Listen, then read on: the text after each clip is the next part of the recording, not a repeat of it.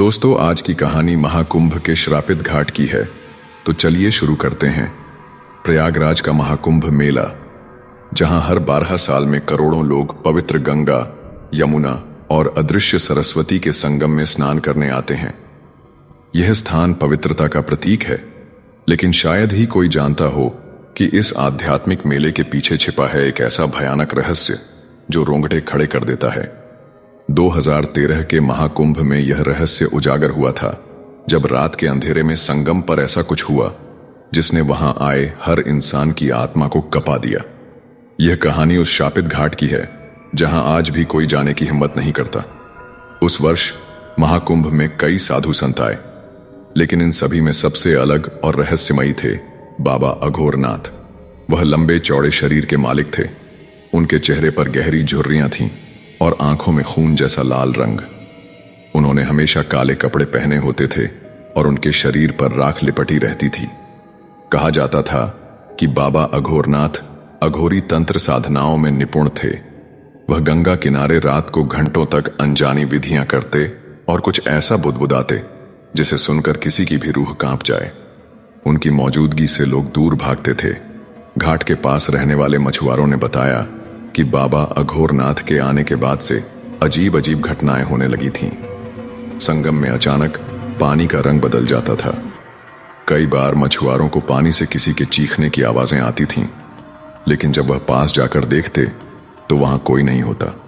एक रात एक गरीब मछुआरा संगम किनारे अपनी नाव में सो रहा था।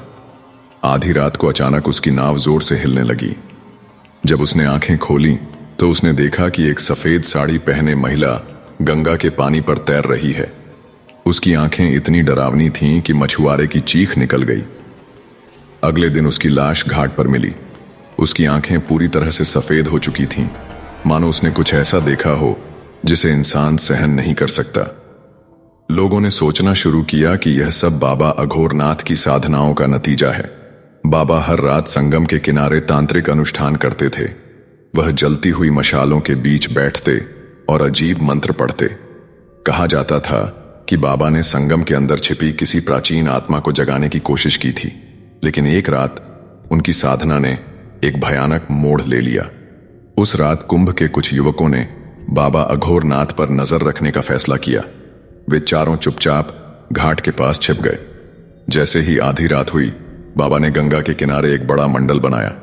चारों ओर नरकंकाल, खून से सने चाकू और अजीब आकृतियां बनी हुई थीं। बाबा जोर जोर से मंत्र पढ़ रहे थे।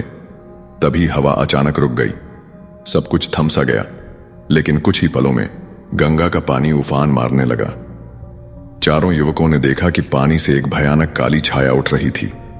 वह छाया किसी इंसान की तरह दिखती थी, लेकिन उसकी आंखें आग की तरह जल रही थीं। तुमने मुझे क्यों जगाया? उस छाया ने एक गूंजती हुई आवाज में पूछा। बाबा ने कांपते हुए कहा, मुझे शक्ति चाहिए, तुम्हें मेरे वश में आना होगा। लेकिन छाया हंसी, एक ऐसी हंसी जो चारों युवकों की आत्मा को तकरीबन जलाकर राख कर देती। तुमने मुझे जगाकर अपनी मौत को बुलाया है, वह बोली। अचानक वह छाया बाबा की ओर बढ़ी। बाबा ने अपनी माला और मंत्रों का सहारा लेने की कोशिश की, लेकिन छाया ने उन्हें जकड़ लिया। युवकों ने देखा कि बाबा की चीखें गंगा के पानी में गूंज रही थीं और कुछ ही पलों में वह गायब हो गए। बाबा के गायब होने के बाद से घाट पर अजीब घटनाएं बढ़ गईं।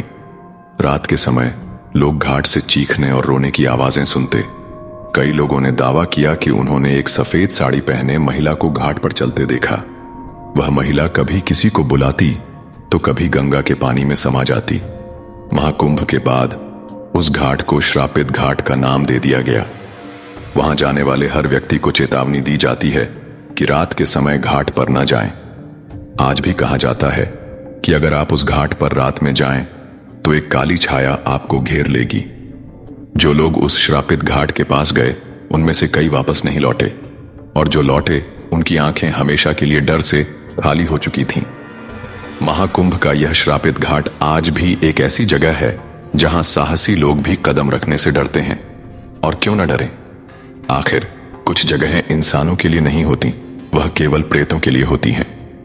दोस्तों, अगर आपको यह कहानी थोड़ी भी पसंद आए तो इंडियन डार्क स्टोरीज चैनल को सब्सक्राइब जरूर करें धन्यवाद।